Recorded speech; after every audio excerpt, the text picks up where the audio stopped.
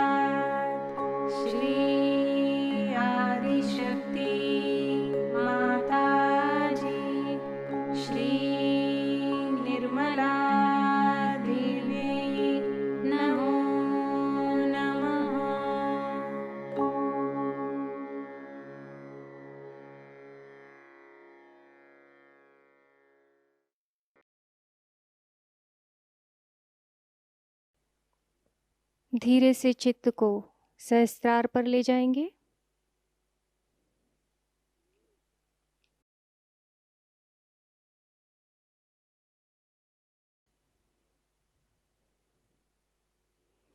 थोड़ी देर ध्यान की इसी अवस्था में बैठेंगे।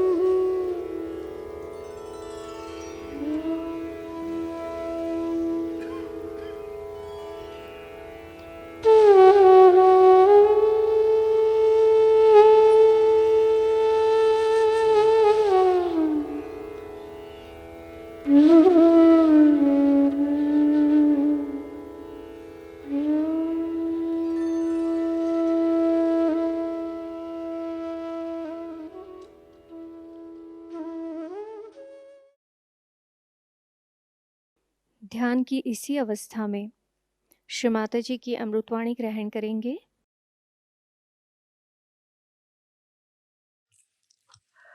As you know, Shri Krishna is the incarnation of Vishnu.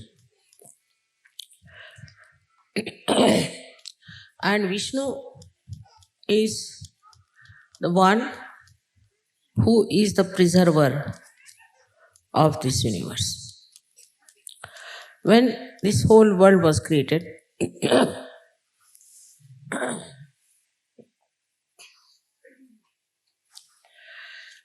it was necessary to create a preserver also, because this world would have been destroyed. And completely, if it is left alone without a preserver, then the way human beings are, they could have done anything to this world.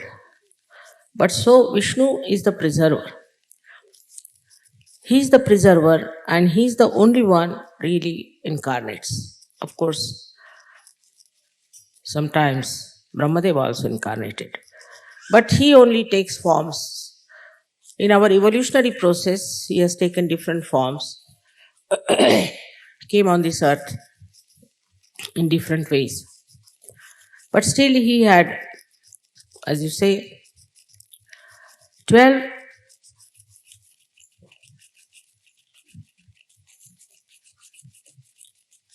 up to 12 was Sri Rama. And up to 10,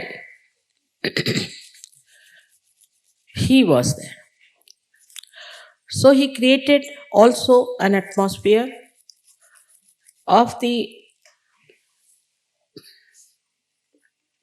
many great prophets around himself, so that they could preserve the dharma of this universe. So the basis of preservation was dharma, which has got, as you know, the most important basic foundation for spiritual life. In this dharma, whatever was to be established balance. It was a habit with people to go to extremes in anything. So he created a balance within us. The first principle of dharma was to create balance. If a person doesn't have a balance, then he cannot achieve his ascent. Simple as that. If you don't have a balance in your aeroplane, it cannot ascend. If you don't have a balance, say on a ship, it won't move. In the same way, first the human beings had to achieve the balance. But they are born with different capacities, with different capabilities. I said that Yadevi Sarvabhuteshu Jati Rupena Samstha means the aptitudes are different. They are born with different aptitudes, with different faces, with different colors, because variety was to be created. If everybody looked the same, you see, they would be looking like some robots or something. So everybody was created in a different way according to the country, according to the parents. All this was organized by the principle of Sri Vishnu, that he created this world in different varieties. He gave variety. And Sri Krishna is the master of it.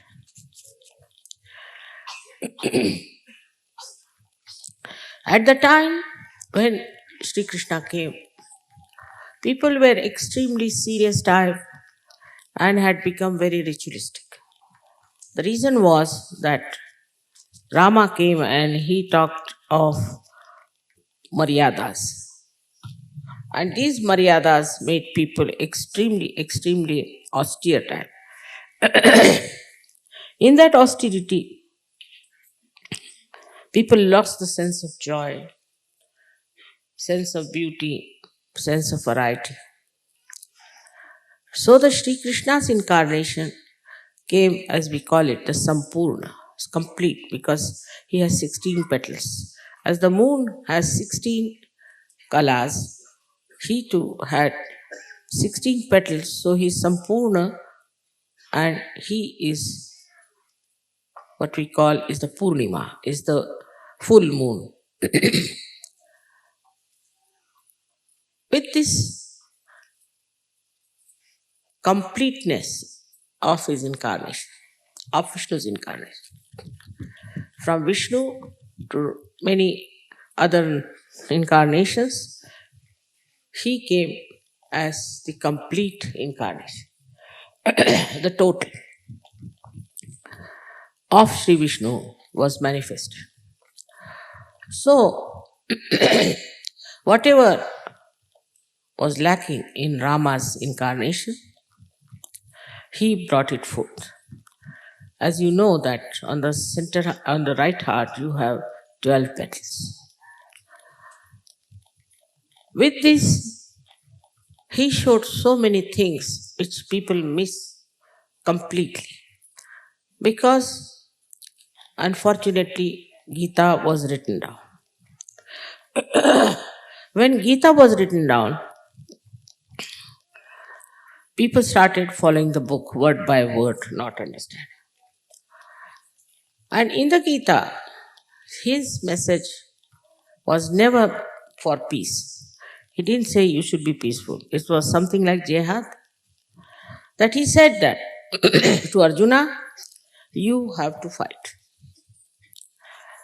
At this time, you have to fight for dharma, for the truth. And you have to fight. Then he said, I can't kill my uncles and I can't kill my grandfather and I can't kill my relations. He said, who are you killing? They are already dead. Because they have no dharma. If you have no dharma, then you are already dead. So what is there to kill or not to kill? And that is what today we see. In modern times, especially America, which is the country of Vishuddhi, they have no dharma. So they are already dead under dope or whatever you may call it, under fear of all kinds of diseases. They are already dead, and whom are you going to kill? And this message was in Kurukshetra he gave to Arjuna. But then he said, you have asked me to kill these people because I have dharma in me. I am killing them. All right. But what beyond this? What is beyond that? So he describes Sahajayoga. Beyond this was Sahajayoga. Was first he describes in the second chapter, who is the Sthita Prajna? Is the man who is balanced. Then he says that such a man is never angry. He doesn't get angry. Inside, he is absolutely at peace. So what he described later on is really the modern times. Or we can say our Sahajayoga, in which he said how a person should become. He didn't write or he didn't say how to become that. But the description is just like Christ, I think, where he says that if somebody slaps you on one face, you put the other side of the face. All this is actually description of surgeries of the future, not at that time when Kauravas were fighting the Pandavas. It was not at that time.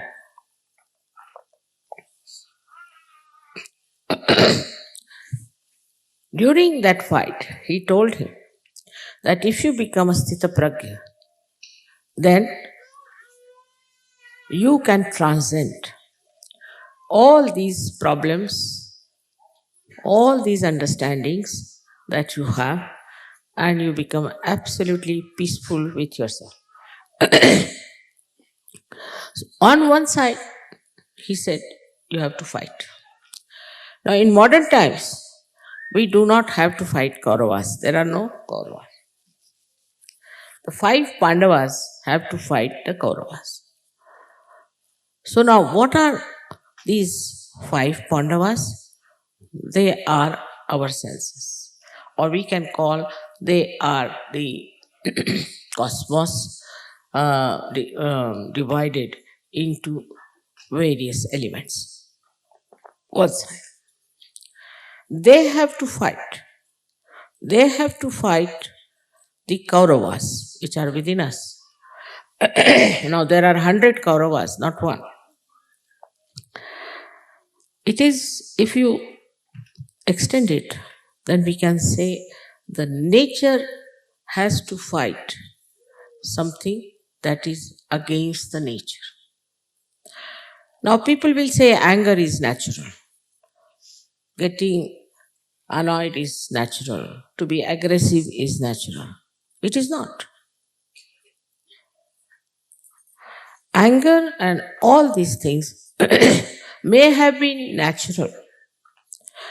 But now we must know that we have the natural capacity to ascend. It's natural to go higher.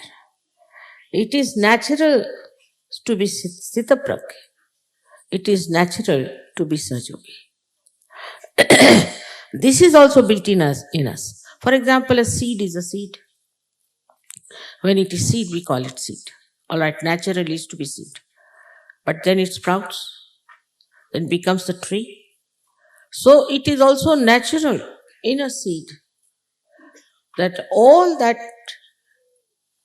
future, all the thousands of trees it is going to be, is also in that seed. And now, as you know, they are experimenting that in one seed you can get 1,000, a minimum of thousands of little sprouts in one seed, and which can be made, all of them, into trees or plants.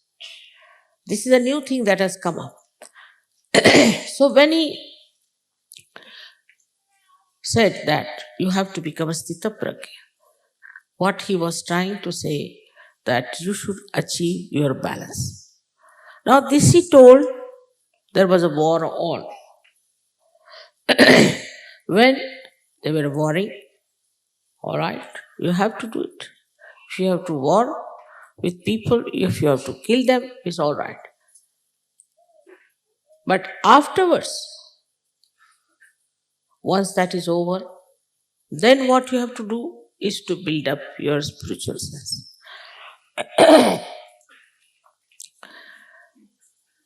Now, the building up of the spiritual sense is our work, and that's what we have to do. Not only dharma. Many Sahajogis think that they are going in dharma, so they are all right. They are working in dharma, they are living in a dharmic life. They are. I'm very surprised and happy that they are doing it. But that's not the end of it. That's the balance part, where you are balancing yourself. Now, what you have to do is to go ahead and build up your spiritual self and spread it. This is the work of Sri Krishna also, because he's the one who communicates all over. As you know, America is communicating everywhere in a wrong way, but it is. It has got computers, it has got this, all communication things it has done because it is innately built in them to communicate.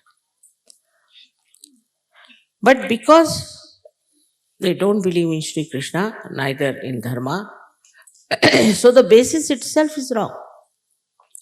And with this wrong basis, they have started spreading. With this very wrong basis, they have started spreading all kinds of filth and dirt and I don't know what to call it, which is against human beings, which is against our ascent, which is against God. And they are doing all this. Why? Why are they doing which they are not supposed to do?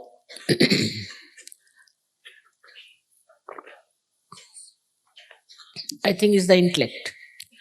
Their intellect, which is also, I should say, is the brain, which is the seat of Virat.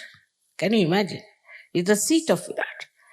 And with their intellect, what do? They say it is natural. It is natural to be adharmic. It is natural to be aggressive. It is natural to be money oriented. Everything that they have is all natural. Because according to them, with their intellect, they have somehow or other managed to convince through your rationality that this is the correct thing to do. Without this, you cannot exist. I mean, this is supposed to be their culture now. Now, if that is the culture all over, it's not only in America, all over, this sort of a nonsensical culture is accepted because of the intellect. They are much more intelligent. You see, a person who always thinks of money, this, that, naturally becomes very intelligent in the sense he becomes sharp. He becomes smart. He becomes smart in a way, something as if he knows everything. He starts thinking he knows everything. Whatever he is doing is right.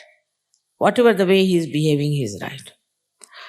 So, these Pandavas, which he has got within himself, these elements that he has got, he uses them for a purpose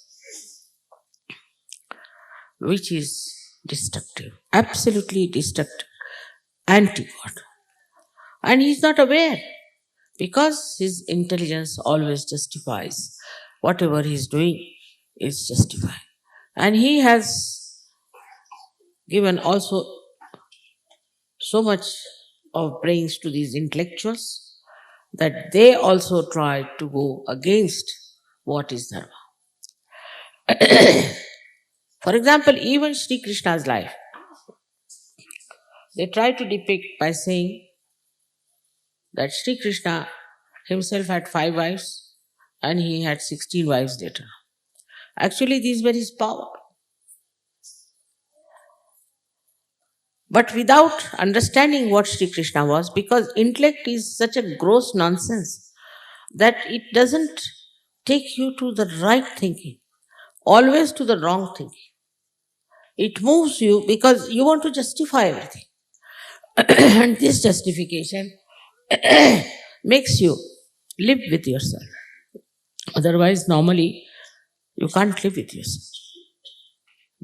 It is very difficult to live with a life which is adharmic, which is aggressive, which is what you can call a warmongering type. But they live. So, all that is expected of a human being, just the opposite of that, juxtaposition of that, is being done in all these Western cultures. You can see it clearly how they justify. Immorality, they can justify. One Mr. Freud came in, he replaced even Christ. Of course, I mean, he had to because Christ was even more strict than Muhammad Sahib, who said, anybody does anything with one eye, with the eyes, she should take out one eye. And anybody whose hand is spoiling him, he should cut his hand. I mean, most of the Europeans and Americans would have been without one hand, I think, according to Christ. Thank God they didn't follow him to that point. And also Muhammad Sahib thought that Christ has done so much for the men, why not we do something for the women also? So he made something for women. Both of them are too much for human beings. They didn't realize it. Who is going to take out one eye for that? They have intellect. Now, if they are looking at many women, there's a justification is natural. Have you seen any animal behaving like that? If the animals are natural beings, we are worse than animals.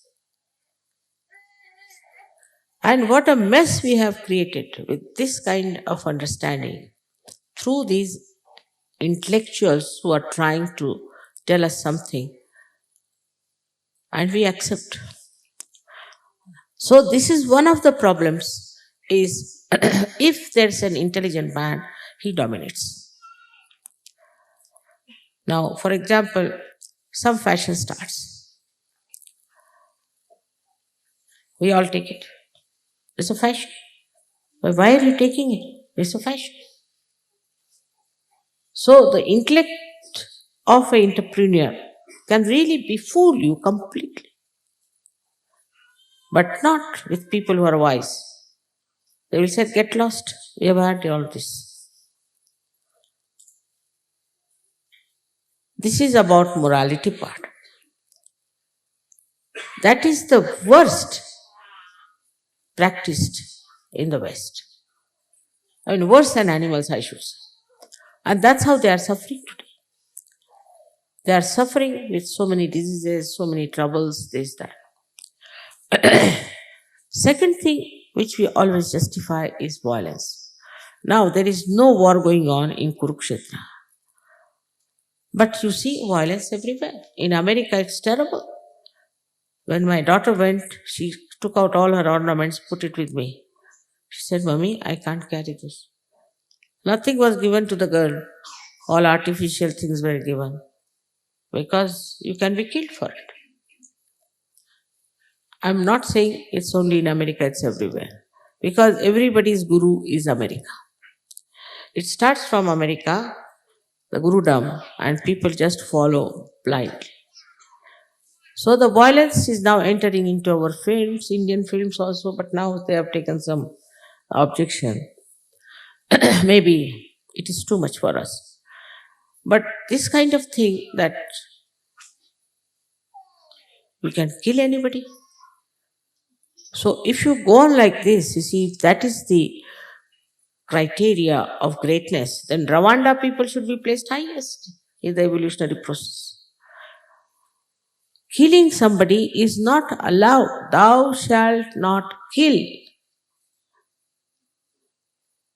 Muslims are killing. Everybody is killing everyone. The other day they killed a very nice man in India for nothing at all. This idea of aggressiveness ultimately takes you to the killing part. You can't even create one ant. How can you kill human beings like that? Of course, this killing business is taken to the highest limit, like Hitler believed that he was top of the world. This is same that you just forget what you are and you start assuming through your ego that you are something very great.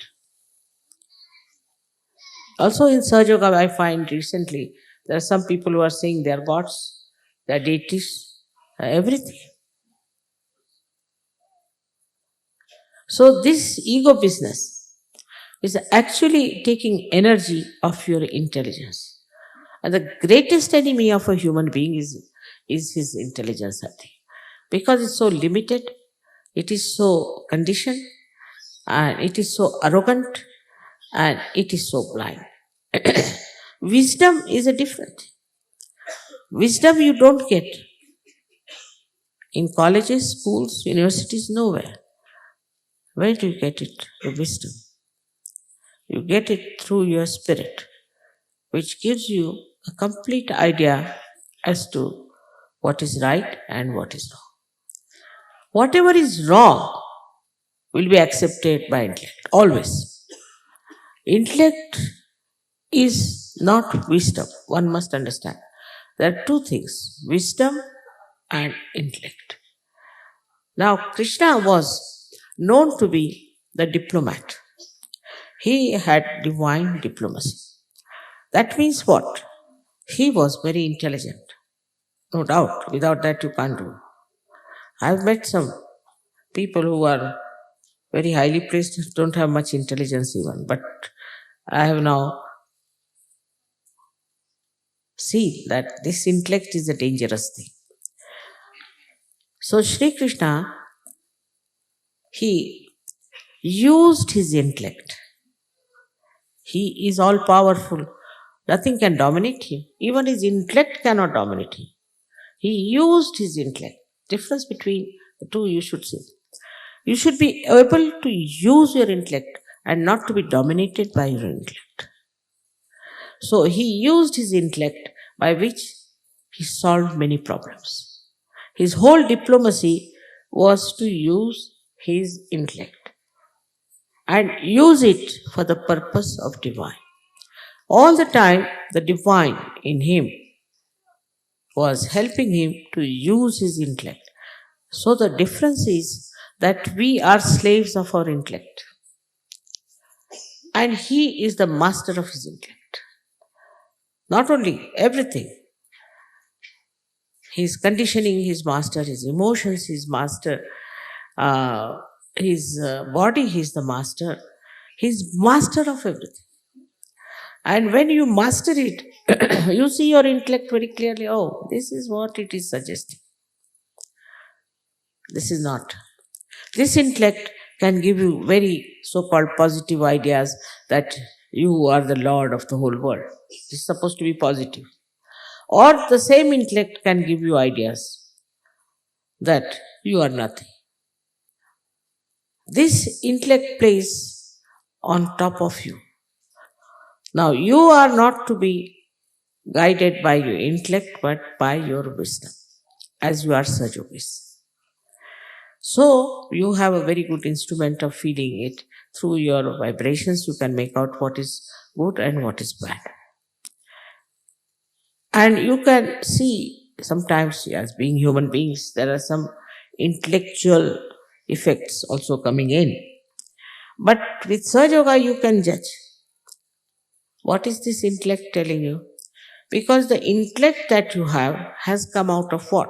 Is the main thing, should go to the subtle point. How this intellect has come to us. This intellect has come to us because our brain became active very soon. I've seen some children extremely intelligent, but they have no wisdom. If your only the brain develops too much, could be a mother is a very uh, intelligent woman, and father must be very intelligent. Inheritance would be great, so they get it. Or maybe the circumstances, like if you are born in a particular country, you suddenly become very intelligent. I've seen Americans, they read all the time. All the time you see them reading. Even English, they read. But what is the outcome of all that reading? I don't know. Every book they will read. If you ask them what is a computer, they know the computers, this thing, that thing, that thing, all things. I don't know how to even put off my television. If you ask them about television, they will know. They will, anything you want to know about mechanical things, they will know. Anything about politics, they will know. Whose father was that? And they will tell you that, no, no, no, no, this is like this is like that. All this is avidya. Is not knowledge, it is non-knowledge. So they think they're very intelligent because they know everything about everything. Now, with this intellect, as this consciousness comes, they start creating very intellectual ideas. Especially in America, I've seen they have got for children all kinds of funny things just to extract money. For example, there is a gollywog or something which has a birthday. Can you imagine? A birthday is there. And sometimes you see even the people have big parties for that. Then they started, let us have birthday of the dogs. So they are having birthdays of the dogs. Anybody who puts ideas into them. Then there are organizations where they say, all right, when you are going to die, you tell us what suit you want to wear, what tie you want to wear, what shoes, what clothes, then what kind of a coffin you want to go, plastic or wood or this and that. I mean, so it is to be prescribed. To such an extent that some people say, put us in the ice, you see. So we'll be there.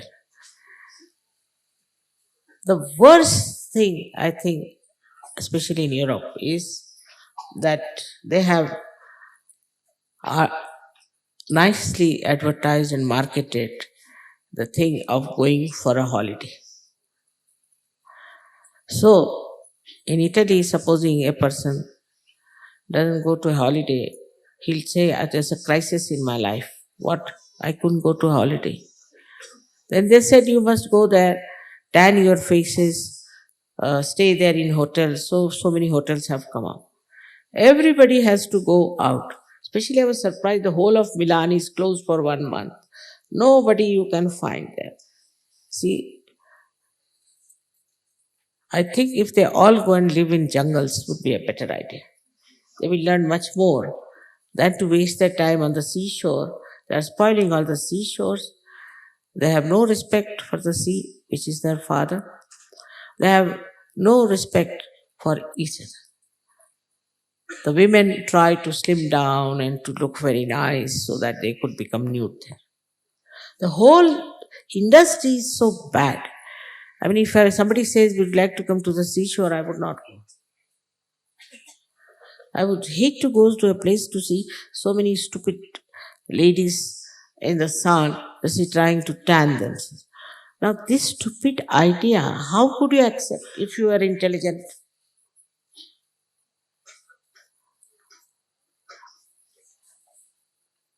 There are so many ideas prevalent today, mostly coming from America, I must say. that you people follow. As I said, that America is the guru of all the Eastern, of the all the our European and English and all these people. Now, then another thing happens. You see the atmosphere in which you live. Especially in England, I have noticed. There may be nothing, There was a garbage cleaner who came to our house. And we had that time with us a president of the Hague High Court. Imagine, the World High Court. So I told him, you have to clear out all these things. It's too much. As usual, you see, they are very, I don't know what to say, but stupidly proud about themselves. You don't understand. I said, how much do you want? I gave him 10 pounds. In those days, 10 pounds was a big thing. He said, you don't understand the laws. You see, you are all Indians, niggers, this, that. Then this gentleman who was in our house, he came out and he asked him, why are you shouting? You nigger, you don't understand any laws. He is the chairman of the World High Court, and this stupid Englishman talking like that. The English are really, in a way, they are really dumb people. Because their intelligence never tells them that you are nothing. What are you proud of? Such dumb people they are. I don't know, it might have come frozen with the cold or anything. But they think they are very intelligent. Their scholarship was all right. But I was amazed that in the beginning of the scholarship that they had, they said that the black people are like beasts. There are so many books written about it. And they accepted that black people are like beasts, while these people were living like I don't know what at the time when black were much more advanced. So this kind of an idea when they have, I see here also, I can see this, that English they think no end of themselves. But they don't understand, they don't know anything. They have no wisdom. They lived in India for 300 years. They never learned anything from India. You can imagine their wisdom part. Their scholarship, some of them, but still ambiguous. Say, Bernard Shaw, I think, was very ambiguous. I place him as a very great writer, but ambiguous. And then comes the French, what say? Now, how have they denied Sri Krishna? You can see very clearly in French people. French wanted to become the highest in diplomacy. They lacked diplomacy, completely useless people. They made our telephone in India the way they have spoiled it. So they started a cult of drinking. Now, can you imagine Sri Krishna drinking all these things? They have a dictionary on drinking, on everything. There's books after books written. I mean, imagine how could any evolved people accept this kind of a nonsensical culture that you must know what to drink, what to buy, what to put, what sort of tumblers to be put. They are all tumblers, nothing but tumblers, I think. How could they accept such a thing? Which is so stupid, is a social acceptance. Prostitution is another social acceptance. Morality wise, they have really denied completely the principle of Sri Krishna. The way they have been ruining their people and to beat up everything is racialism. Can you think that for the skin, you separate people? On the contrary, I would say the black, especially in India, they are much more evolved than all the white skins put together.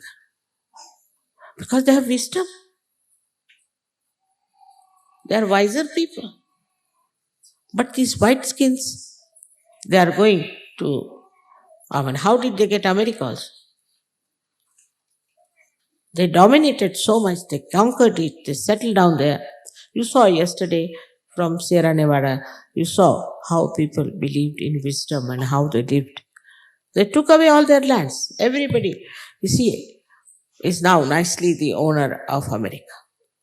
How? You are squatters. You came from another country, killed thousands and thousands of people without feeling guilty about it. That means they are not even human beings. And nicely settled at Americans. I don't know how this word America has come. But if it means Amar, they are not. It means Americas, they are not. Both ways, I don't know how this word has come and some sort of a meaning they attach to it. But their intellect grew much more. Why? Again, because of money orientation. I don't understand economics. And the way they have made this economics from their yarns which came out of their heads has landed all the countries into recession, all kinds of fraud, and also mafia. That is the outcome of the so called economics there. Surge economics is very different. We are not bound by all these nonsensical ideas that are prevalent as economics. Is nothing but exploitation, is marketing, is how to impress people, how to sell things, how to do this, how to do that. All this is nothing but, I would say, financial aggressiveness. What about Shri Krishna? He was the king and he lived like a king, but also he lived in a very humble abode in Gokul. He was not attached. So the first thing is that the way they are attached to money, any justification for getting money is all right. Once we went to a hotel in India. So we had some American friends. And as usual, I mean, you can't eat like Americans can, Indians can't compete. They can eat a lot. So they were eating. But we couldn't cope with them, really, to be very frank. I mean, we're no good. After some time, they said, have you finished? I said, yes. All right. They called the waiter, pack this out. I said, what? Want to pack this for what? We paid for it. So you paid for it, but I mean, in India, nobody will eat a food which somebody else has eaten. No, you pack it. And they had no shame about it. So shameless. I said, we don't do this in India. I said, why not? I said, these are bad manners. But we paid for it. Once you have paid for it, then there is no bad manners. I said, we don't want this to pack. We'll have it. We'll have it in the night. We'll have it in the evening. I was surprised that such miserly people are saying that they're very rich and they think no end of themselves. Extremely miserly. Americans are superficially nice. Must tell you. On my experience is they are not like English that they look down upon everyone. No, you don't feel that way. But they are very superficial. You give them 10 presents, they won't even give you one. They have no sense at all, no shame about it. Why? Because the whole thing is we paid for it. I mean, you go to any place, any restaurant there or anything, you'll be amazed. They pack things for you if something is left over in America. They do. To that extent, they can go in their miserliness without any shame about it. And miserliness is out of survival. You cannot be miserly. You have to be generous. You have to be giving. You have to feel for others. Is this the only way we can express ourselves? All this generosity is not to create a big sort of a hero out of you, But the worst and the worst and the worst is the Hollywood, is the film industry.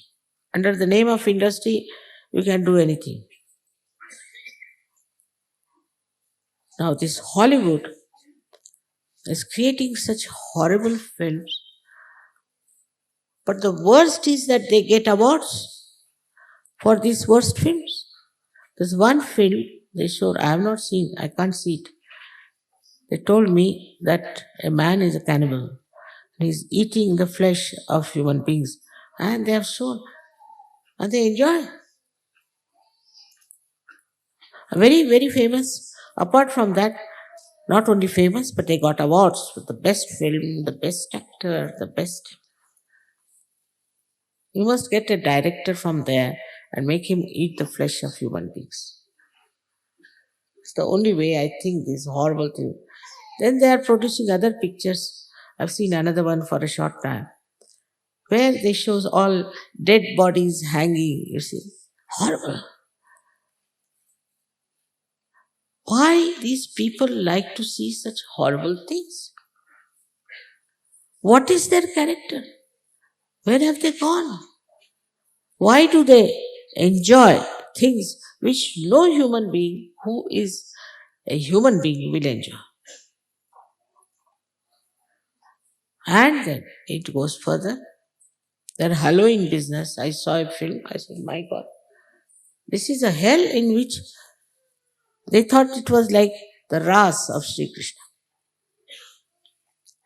So it was Krishna consciousness, I think, that was working there. There are 1,001 things which can shock you in America and also in England, also in Europe. I thought Austria was something better. But in Austria, when you walk on the road in the night after the program, you must take darshan of many horrible women there on the way. I mean, this is nowhere. There we are forced into it. And they can't do anything about it. As if it's a matter of right, you see, what you call that of human right to see such women. And human right for these women to be on the street. All horrible things are happening around.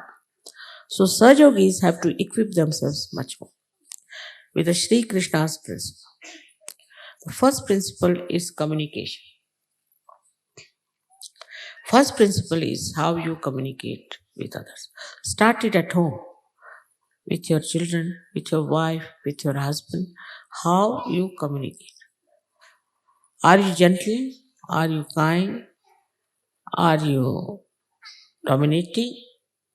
Aggressive? Just try to find out. It can go to any limit, this aggressiveness, either of the women or of the men. Here more women, I must say, I'm sorry to say. But in my experience, I've seen the women are very dominant. In India, men are extremely dominating. But here, I find the women are.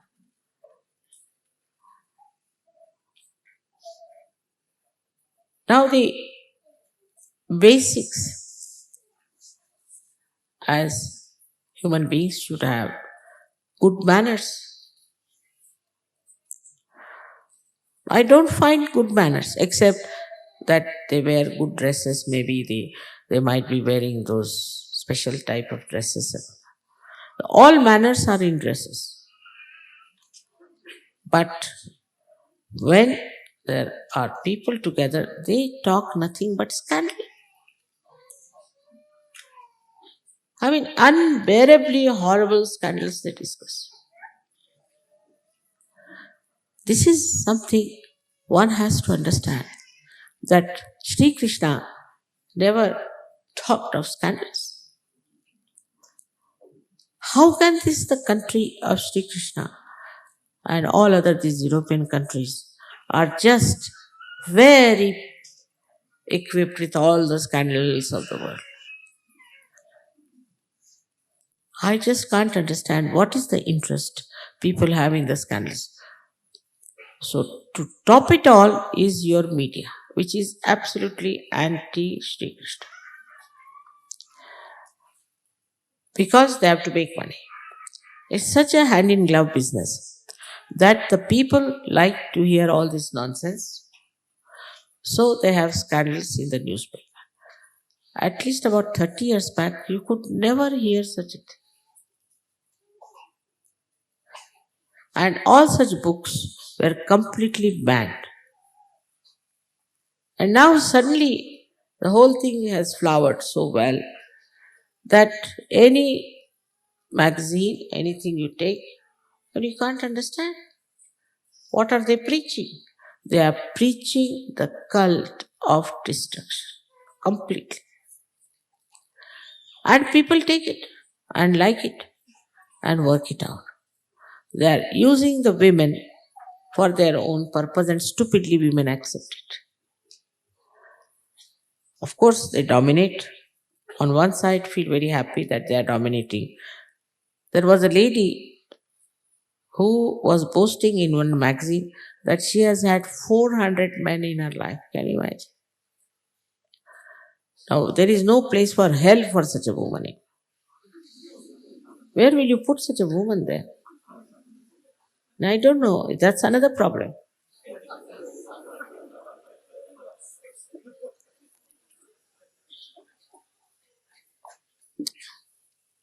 So, this movement, which is absolutely against the principle of dharma and of communication. Now, how you must communicate? Decently. It's very tender and very beautiful mannerism. You have to talk to another person, talk to other Sahajogis, talk to anyone. Is in a very sweet manner you should talk. I do not mean the French style, you see, bending your body and all artificial stuff, not that. I am saying that if you are naturally talking to somebody, you should talk with decent language, with decency, with humility. I need not go on jabbering all the time and talking too much. There's no need. But on the contrary, this was the style was Sri Krishna. In short, his power was madhurya, is the sweetness, like the honey. When you are worshipping Sri Krishna, you have to know that you must talk in a manner that will please another person. ये जा रहे हैं क्या सोने इनके लिए नाम है I got a present for him. If he's sleeping, he's better give him. आ रहे वापस अच्छा ठीक So, while talking to anyone, you can talk very sweetly, very nicely, and in a way which will please that person, not to provoke, not to say things which are hard. But some people have a habit of saying all the time something which is very provoking, which is not at all good. But some people are, when it comes to their business, they're very sweet. But when it comes to something else, they're very harsh. We have a Jain community in India. I've seen many Jains. When they are for their business, they're the sweetest you could know.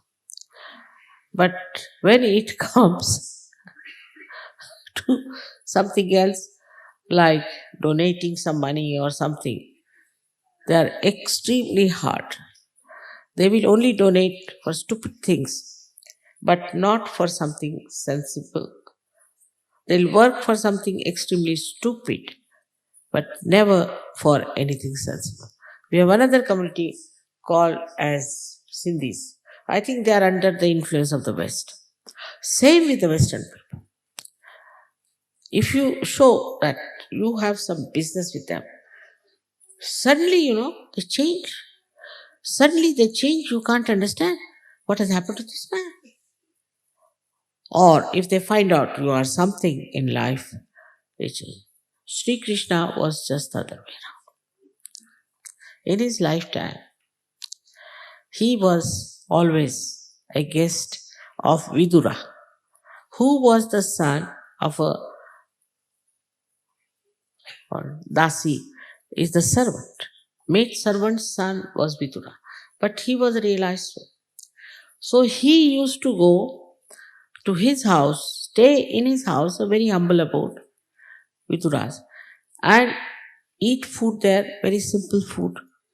But he would not go to the palace of Duryodhana.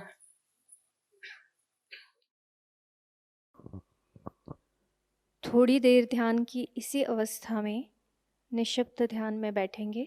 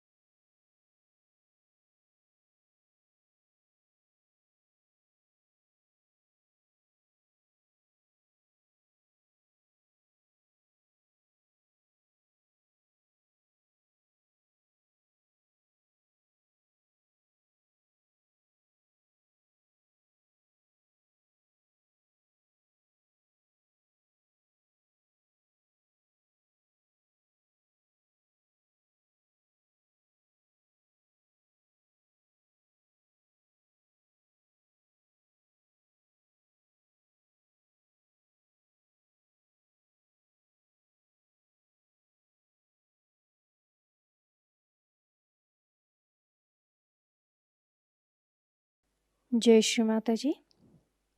दोनों हाथ जोड़कर चित्त को सहस्त्रार पर रखकर श्री माता जी से प्रार्थना करेंगे। श्री माता जी, आज आपने हमें सामूहिक ध्यान का आनंद दिया, निर्विचारिता प्रदान की, हमें चैतन्य की अनुभूति दी। इसके लिए हम आपके ऋणी हैं। आज का यह ध्यान हम आपके चरणों पर समर्पित करते हैं। श्री माता जी, सत्य की खोज करने वाले सभी साधकों को उनका आत्म साक्षात्कार प्राप्त हो। सारे सहजी भाई बहनों को माध्यम स्वरूप कार्य करने की अनुमति प्राप्त करें, अनुमति प्रदान कीजिए।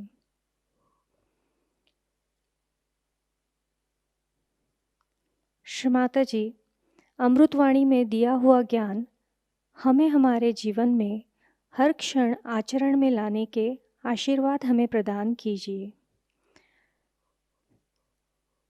श्री माता जी, आपने हमें आत्म परीक्षण करना सिखाया, हमें आत्मा बनाया, हमें क्षमाशील बनाया, इसलिए हम आपके ऋणी हैं। श्री माता जी, कृपा करके हमें करुणामय बना दीजिए, हमें भोलापन प्रदान कीजिए, हमें निर्लिप्तता प्रदान कीजिए। हमारी सारी प्रार्थनाओं का स्वीकार कीजिए। हम सभी सहजी भाई बहनों के कोटि कोटि प्रणाम कृपा करके स्वीकार कीजिए। जय श्री माता जी। सामूहिक बंधन।